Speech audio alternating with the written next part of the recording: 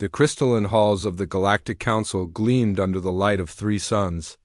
Captain Day 1 stood beside Ambassador Jisoo, watching as hundreds of alien species filled the chamber.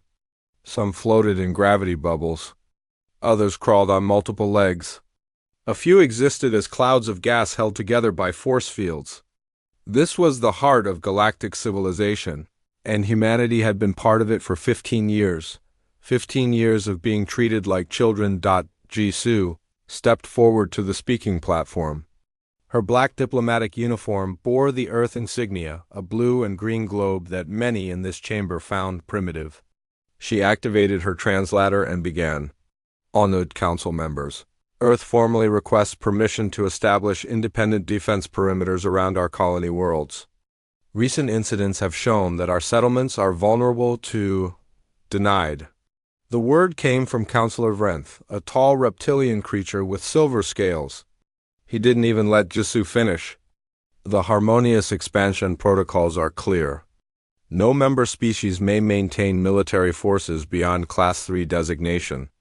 Your request violates our most sacred principles. Jisoo's jaw tightened, but her voice remained calm. With respect, Counselor, the protocols were designed to prevent aggression. We seek only to protect our citizens. Protect? Another counselor laughed, a sound like breaking glass. You Deathworlders always speak of protection when you mean domination. Your species evolved on a Class 9 world. Do you know what that means? It means you come from a planet so hostile that most civilized species would die within days. You are predators by nature. Murmurs of agreement rippled through the chamber. Day 1 felt his fists clench. He had heard this speech 100 times. Humans were too aggressive, too violent, too dangerous. Never mind that humanity had followed every rule for 15 years. Never mind that they had never started a single conflict. High Arbiter Kolax, an ancient being that looked like a floating jellyfish, raised one tentacle for silence. Ambassador Jisoo, your species joined this council by agreeing to our terms. Those terms include strict limitations on military expansion. We have maintained peace for 3,000 years through these very protocols. Then explain this, Jisoo said. She activated a holographic display. Images filled the air above the chamber. Smoking ruins. Human bodies. Burnt homes. This is New Bisson, a human colony in the Arcturus sector. 3 weeks ago, Valkyrie forces occupied the planet. They claimed it was unclaimed territory. 2,000 human colonists were killed when they resisted. The chamber fell silent. Then Counselor Vrenth spoke again, and his voice carried an edge of satisfaction. The Valkyrie Concordat followed proper procedures. They filed territorial claims according to council law. If your colonists had registered their presence properly, we did register. Jisoo interrupted, her calm finally breaking. 7 years ago, the registration was approved by this very council. Vrenth's scales darkened slightly, but he pressed on. Then perhaps there was an administrative error. These things happen in a galaxy of 10,000 worlds. The Valkyrie have already established settlements. Moving them would be costly and complicated. I propose we recognize their claim and compensate Earth for the confusion. Compensate? Day 1 couldn't stay quiet anymore. You want to pay us money for 2,000 dead humans? Kolax's tentacles waved in what might have been disapproval. Captain, you are not authorized to speak in this chamber. Jisoo put a hand on Day 1's arm, a silent plea for restraint. She turned back to the council. We are not asking for compensation. We are asking for justice. And we are asking for the right to prevent this from happening again. Justice? Vrenth's broad hands. What justice do you seek? Shall we start a war over one colony? Shall we tear apart the peace we have built for millennia because humans cannot follow simple procedures? The vote was called. The holographic tally appeared above the chamber. 847 voices voted to deny Earth's petition and recognize the Valkyrie claim. Only 3 voted against it. Jisoo watched the numbers with a face carved from stone. As the council dismissed the session, Vrenth approached Jisoo with something that might have been a smile on his reptilian face. You must understand, Ambassador. The Council cannot appear weak. If we grant special privileges to every species that complains about territorial disputes, the entire system collapses. Your species is young? You will learn that civilization requires compromise. Compromise, Drasu repeated quietly. Is that what you call it when you let our people die? Vrenth's smile widened. I call it the price of peace. Perhaps if your species had evolved on a more reasonable world, you would understand. But then again, predators rarely understand until they are caged. He walked away, leaving Jisoo and Day One alone on the empty speaking platform. Around them, the other species filed out, returning to their ships and their comfortable lives. No one looked at the two humans.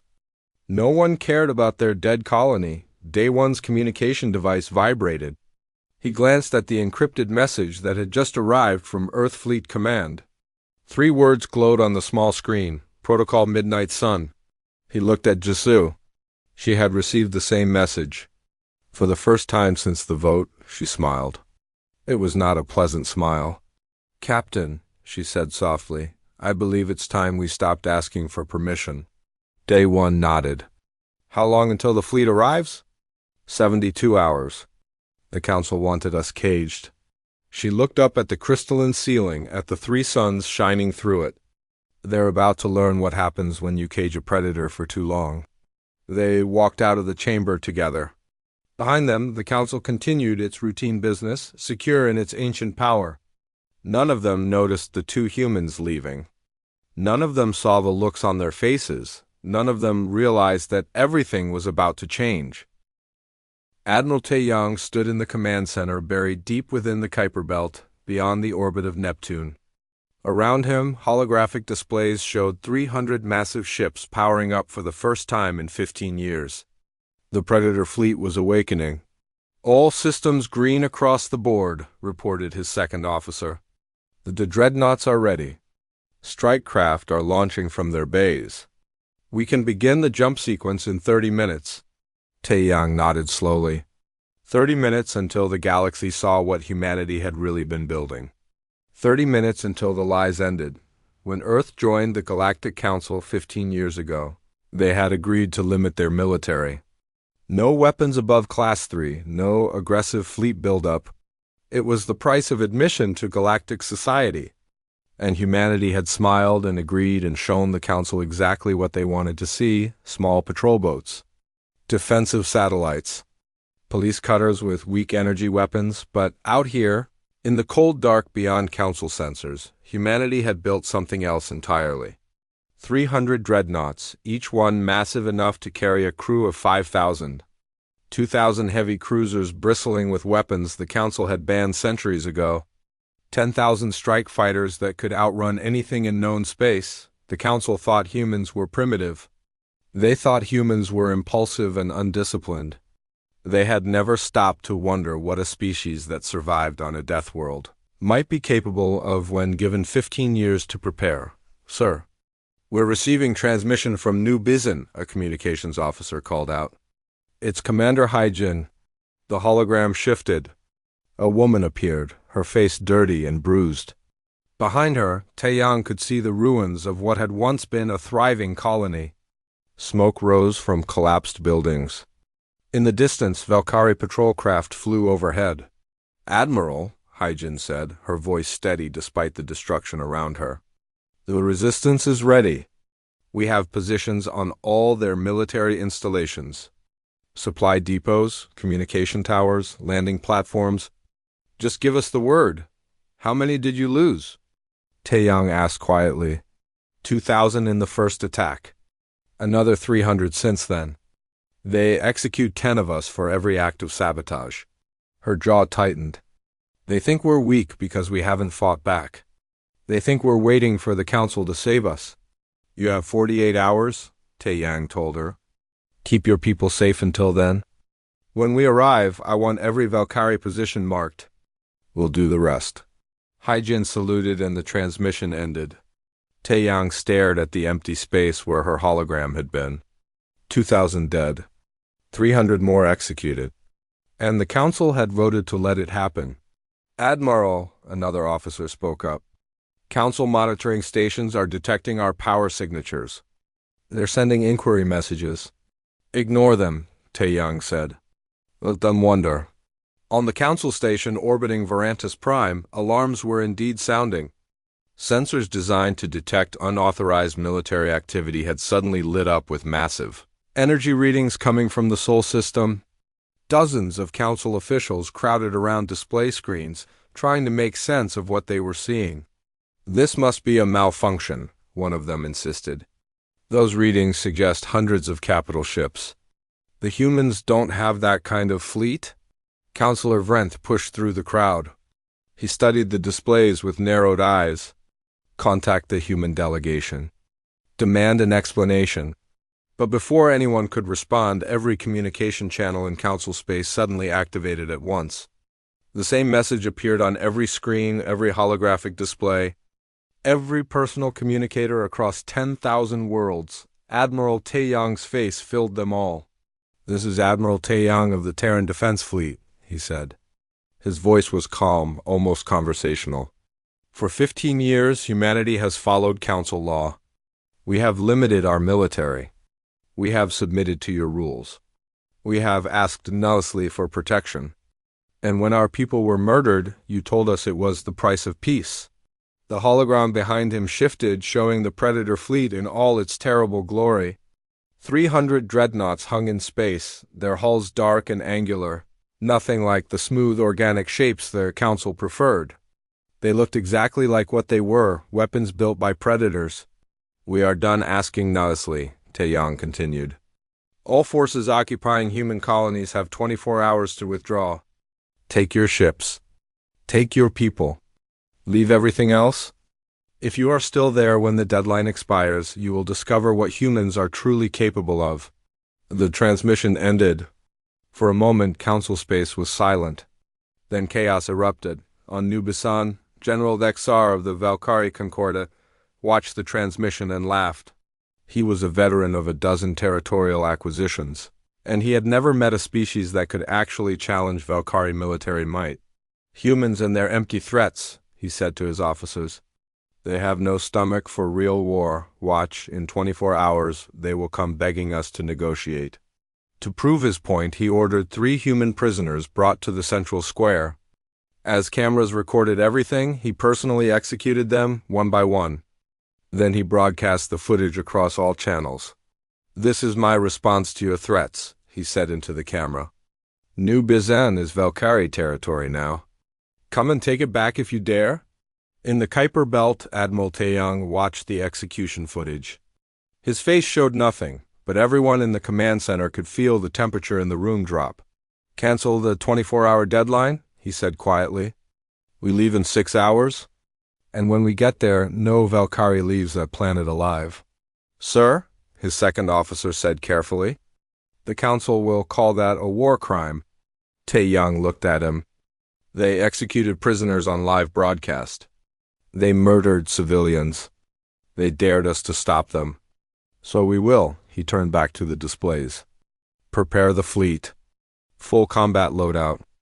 Every weapon we've ever built. I want the Valkyrie to see us coming, and I want the last thing they see to be the face of the Predator they decided to provoke." Around him, officers moved to carry out his orders. The Predator fleet's engines burned brighter. Weapon systems came online.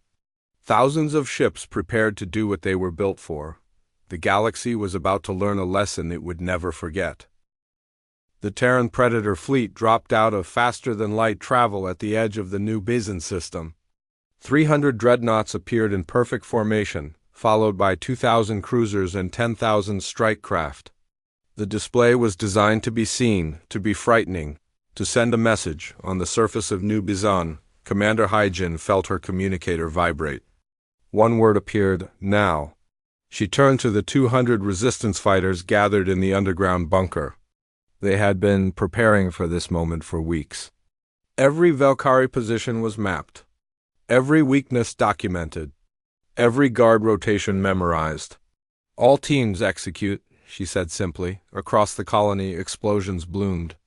Resistance fighters emerged from hiding to attack communication towers, ammunition depots, and command posts. The Valkyrie had grown comfortable in their occupation, confident that the humans were broken. That confidence was about to cost them everything. In orbit above the planet, the Valkyrie defense fleet scrambled to respond to the sudden appearance of the Terran armada. General Vexar stood on the bridge of his flagship, staring at the tactical display in disbelief. "How many ships?" he demanded. "Sensors count over 3,000, General," his tactical officer replied, voice shaking. "And they're not using standard Council-approved designs. These are military vessels unlike anything in our database." Vexar's confidence wavered for the first time. "Activate all defensive platforms. Launch all fighters. Send a distress signal to the Concordat. And charge all weapons." But he was already too late. Admiral Taeyang stood on the bridge of the dreadnought Iron Tiger, watching the Valkyrie fleet move into a defensive formation. They were using standard Council tactics, designed for energy weapon exchanges at medium range. It would have been effective against any other Council species. Humans had never followed Council tactics. "All dreadnoughts execute railgun barrage," Taeyang ordered. "Target their orbital platforms first." The dreadnoughts fired. Massive railguns launched solid metal slugs at a fraction of the speed of light. The Valkyrie platforms had shields designed to disperse energy weapons against solid matter moving at relativistic speeds. Those shields might as well have been paper. 12 orbital platforms ceased to exist in the first 30 seconds. The Valkyrie fleet opened fire with their energy weapons. Bright beams of concentrated light reached across space toward the Terran ships. The human shields absorbed the hits easily. Council-approved weapons simply weren't powerful enough to threaten ships built by a species that had spent 15 years preparing for war. "Return fire," Taeyang said. "All weapons free." What followed wasn't a battle. It was an execution. Terran cruisers unleashed missiles that carried nuclear warheads, a technology so ancient the Council had forgotten anyone still used it. Valkyrie ships vanished in spheres of nuclear fire. Strike fighters darted through the chaos, firing kinetic penetrators that punched through hulls like they were made of cloth. And the dreadnoughts kept firing their railguns, each shot obliterating everything it touched. On his flagship, General Vexar watched his fleet die. Ships exploded around him. Distress calls filled every channel. His tactical officer was screaming numbers that made no sense. 70% casualties. 80%? 90? "This is impossible," Vexar whispered. "They're supposed to be primitives." Captain Donghayan commanded the dreadnought Iron Tiger, and his orders were specific. "Find the Valkyrie flagship. Make an example." "Target lock acquired," his weapons officer reported. "Flagship dead ahead." "Full plasma lance," Donghayan ordered. "Sustained burn. Cut it in half." The plasma lance was a weapon that used magnetic fields to contain superheated matter and direct it like a blade. It was obscenely powerful and equally obscene in its energy requirements. Only a dreadnought could power one. And the Council had banned them 800 years ago after a war that had burned 3 star systems. The lance fired. A beam of purple-white plasma reached across space and touched the XRS flagship. The shields lasted 2 seconds. The hull lasted 5 more. Then the beam burned through the entire length of the ship, splitting it perfectly in 2. Atmosphere exploded outward. Bodies tumbled into space. The 2 halves of the flagship drifted apart. Already cooling into debris. General Vexar had just enough time to understand what was happening before his section of the ship lost air on the surface. Commander Haijin and her resistance fighters had taken control of the central landing platform.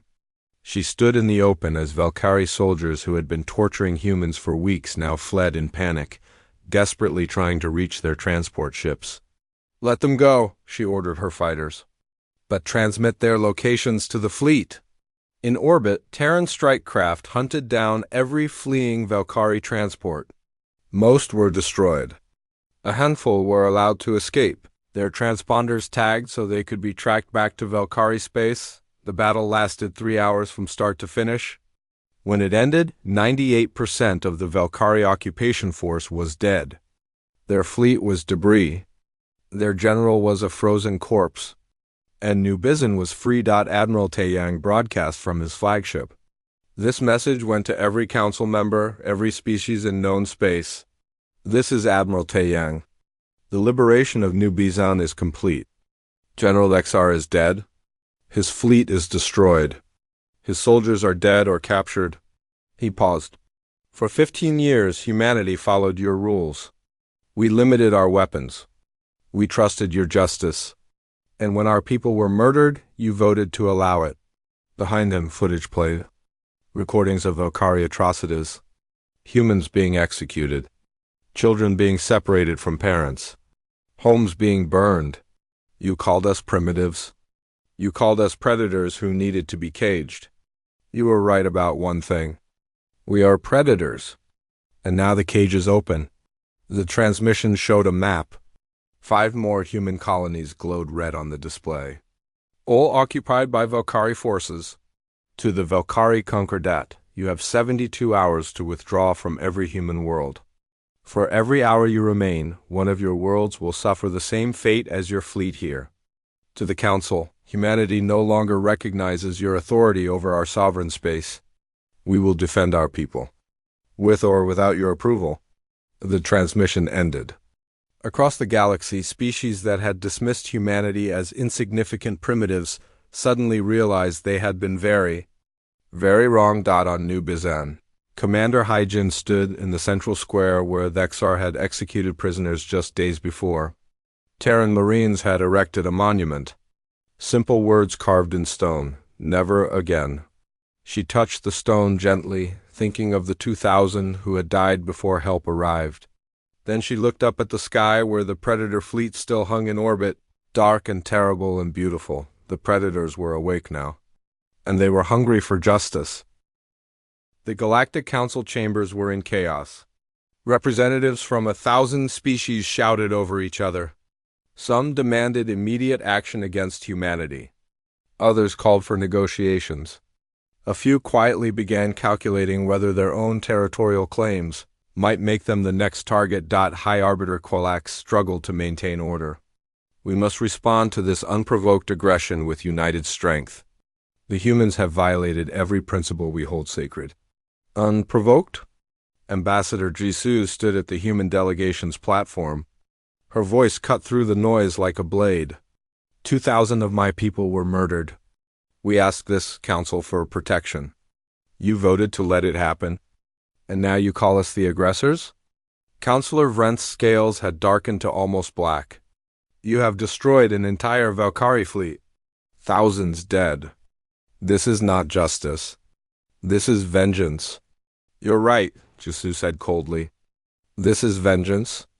Because justice was never an option you offered us. A new voice joined the discussion. Councillor Venra, a species that resembled a mantis made of crystal, stood slowly. Her people had nearly been exterminated 2,000 years ago before the council intervened. She understood something the others did not. They are not conquering, Venra said quietly. They are reclaiming. There is a difference. The Valkyrie took their worlds through corruption and bureaucracy. The humans are taking them back through force. Both are violations of council law. But only one was allowed to happen with our blessing. Are you defending them? Another counselor demanded. I am observing reality, Venra replied. The humans have shown restraint. They warned us. They gave deadlines. They targeted only military forces. These are not the actions of mindless predators. These are the actions of a species that knows exactly what it's doing. In space above 5 Valkyrie-occupied human colonies, the Predator fleet waited. Admiral Taeyang had split his forces into 5 battle groups. Each one was more than powerful enough to repeat what had happened at New Bizan, and the 72-hour deadline was ticking down on the Valkyrie homeworld. Matriarch Shexara convened an emergency session of her own council. Reports flooded in of the disaster at New Bizan. Her generals were in shock. The Valkyrie military had never suffered such a complete defeat. We must negotiate, one of her advisors urged. The humans have weapons we never anticipated. Technology we don't understand. If we fight, we will lose. If we surrender, we lose everything, another argued. Our reputation, our territorial claims. Other species will see weakness and attack. Shexara was old enough to remember when the Valkyrie Concordat had been a minor power barely worth noticing.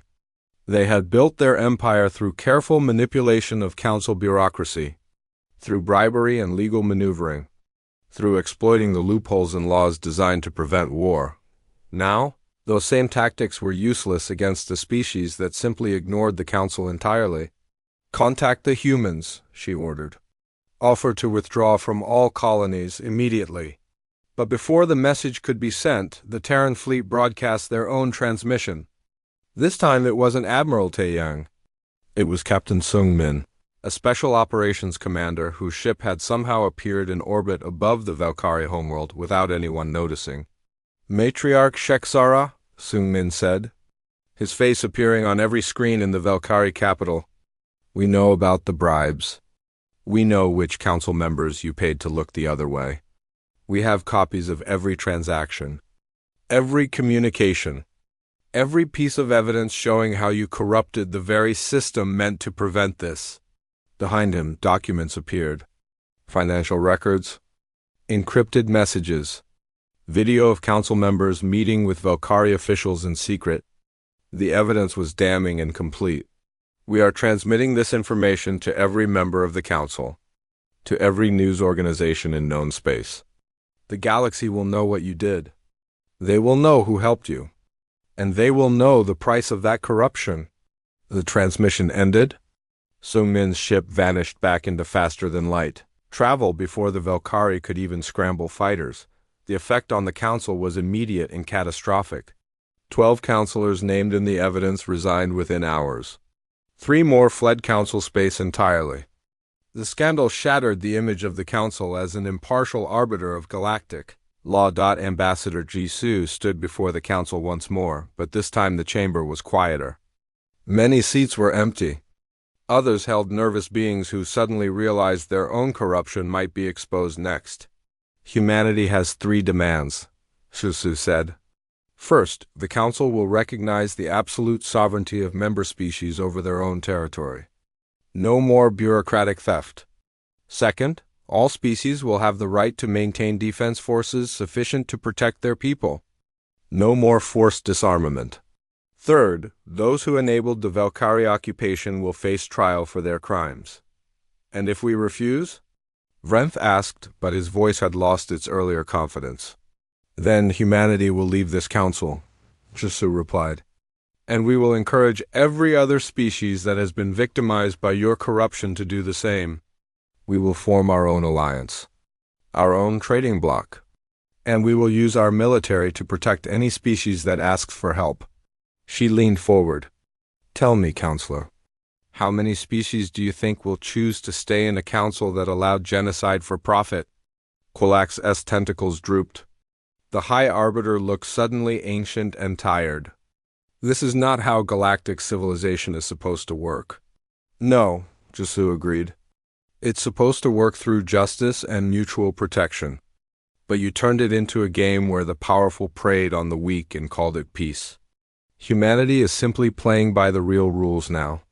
The ones you never wanted to admit existed." Over the next 2 weeks, the Terran fleet systematically liberated every occupied human colony. The Valkyrie withdrew without fighting, their military shattered and their leadership in disgrace. Not a single civilian died in the liberations. Human precision was surgical, terrifying, and complete. The council convened daily, debating the future of galactic governance. Councillor Venra worked alongside Ambassador Jisoo to draft new protocols. The harmonious expansion protocols were dead. In their place came the Sovereign Defense Accords, giving every species the right to protect themselves, but the galaxy had learned something that could not be unlearned. Peace enforced through weakness was no peace at all. And somewhere out there was a species from a Deathworld that had spent 15 years pretending to be harmless, while building the most powerful fleet in known space. Admiral Taeyang stood on the bridge of his flagship, watching as the last human colony was liberated. Around him, his officers celebrated. But Taeyang's expression remained serious. "Sir," his second officer said quietly, "we've shown them what we can do. Maybe now we can have real peace." Taeyang nodded slowly. "Perhaps. Or perhaps we've simply shown them that predators are most dangerous when you try to cage them." He looked out at the stars. "Either way, the galaxy will never underestimate humanity again." In the council chambers, Ambassador Jisoo cast her vote on the new Sovereign Defense Accords. The measure passed, 893 to 0. No one dared vote against it. As she left the platform, Counselor Venra approached her. "You have changed everything," the crystal being said softly. "We survived," Jisoo replied. "That's what Deathworlders do." 6 months had passed since the day the Predator fleet awakened. The galaxy looked different now. Though the stars remained the same, Commander Haijin stood in the central square of New Bizen, watching construction crews put the finishing touches on the last residential tower. The colony had been rebuilt, better than before. Where Valkyrie occupation buildings once stood, human architecture now reached toward the sky. Parks filled spaces that had been prison yards. Schools replaced armories, but in the center of the square, the monument remained. Simple stone with simpler words, "Never again." "Governor Haijin," a young aide called out. The title still felt strange to her. She had been a resistance commander. Now she was elected leader of a free colony. "The delegation from the Varantis system has arrived. They're requesting a meeting about defense protocols." Haijin smiled. The requests came almost daily now. 14 council species had formally asked for human military advisors. 20 more were in negotiations. The galaxy had spent 3,000 years believing that peace came from weakness. Humanity had proven that peace came from strength. On Mars, in the newly expanded Terran Fleet Academy, Cadet Bo-Ra stood at attention as Admiral Taeyang reviewed her graduating class. 2,000 young officers ready to take their places on the ships that now protected not just human space, but a growing alliance of species who had learned the same lesson. "You are the first generation to serve in a galaxy that respects us," Taeyang told them. "You will never know what it was like to beg for protection and be denied. You will never watch your people die while bureaucrats debate procedure. But you must remember that this respect was purchased with blood and maintained through vigilance." He gestured to a holographic display showing the Predator fleet spread across known space. No longer hidden in the Kuiper Belt, the ships now patrolled openly, their dark hulls a constant reminder. "We did not want to show the galaxy what we truly are," Taeyang continued. "But when they forced our hand, we made sure they would never forget. You carry that legacy. Use it wisely." In the council chambers, the changes were just as dramatic. The crystalline halls remained beautiful, but the atmosphere had shifted. Where once there had been comfortable complacency, now there was cautious respect. Ambassador Zhu Su co-chaired the Security Committee alongside Counselor Venra. Together they had authored the Deathworld Species Protection Act, ensuring that no species from harsh worlds would ever be marginalized again. 3 new species had joined the Council in the past 6 months, all from Class 8 or Class 9 worlds. They had been afraid to apply before, worried they would be treated as primitives. Humanity had opened that door. "The Valkyrie reparations are complete," Venra reported during a committee meeting. "The remaining war criminals are in custody awaiting trial, and their territory has been reduced to their core systems." Jisoo nodded. The Valkyrie Concordat was a shadow of its former power. Most of their empire had declared independence once the protection of human ships became available. It turned out many species had grievances they had been afraid to voice. "What about Counselor Vrenth?" Jisoo asked. "Fled to the Outer Rim," Venra replied, "along with the others named in the corruption evidence. The Council has issued warrants, but ... she trailed off. "But we both know they'll never face justice." So finished. "Some things don't change." "Some things do," Venra countered. 6 months ago, the Council would have protected them. Now we issue warrants. That is progress, even if incomplete. On the bridge of the refitted ship Eternal Horizon, Commodore Day 1 reviewed patrol reports. His vessel, once a simple diplomatic courier, now carried enough firepower to take on a small fleet. He had been promoted 3 times in 6 months, though he still preferred the simplicity of ship command to the politics of his new rank. "Sir, we're receiving a distress signal," his communications officer reported. "It's from a Trellan cargo ship. They report pirates in the system." The Trellans were one of the peaceful species that had always relied on Council protection that had rarely come in time. But now they called the humans first. "Set course," Day 1 ordered. "Maximum speed. And transmit our identity on all channels. Let's see if the pirates run before we even arrive." They did. The Predator fleet's reputation preceded them. Pirates who might have risked a fight with Council peacekeepers wanted no part of human warships. In a quiet office on Earth, Ambassador Jisoo met with Admiral Taeyang. They had both been recalled to the homeworld for a ceremony honoring the Predator fleet. But first, they needed to have an honest conversation. "Do you ever regret it?" Jisoo asked. "What we did?" Taeyang was quiet for a long moment. 2,000 people died at New Bisan before we arrived. If we had revealed the Predator fleet earlier, they might have lived. But if we had revealed it too early, the Council might have forced us to dismantle it. We would have been truly defenseless. He looked at her. "I regret that anyone had to die, but I don't regret making sure it will never happen again." "The galaxy fears us now," Jisoo said. "The galaxy respects us," Taeyang corrected. "Fear is part of that, but so is recognition.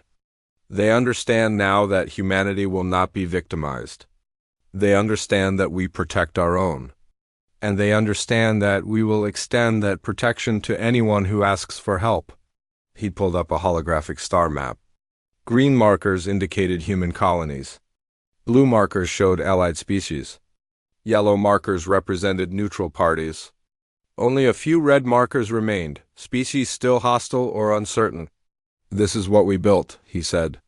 "Not an empire. An alliance. Built on strength, yes, but also on trust.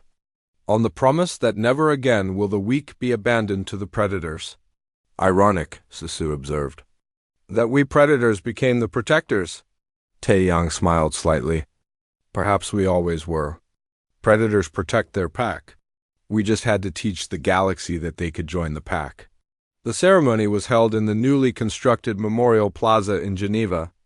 Representatives from 30 species attended, including Counselor Venra and High Arbiter Quolax. The old Arbiter looked diminished somehow, his tentacles moving with less confidence. "The Galactic Council recognizes the Terran Defense Fleet for its service to galactic peace," Quolax announced, reading from a prepared statement.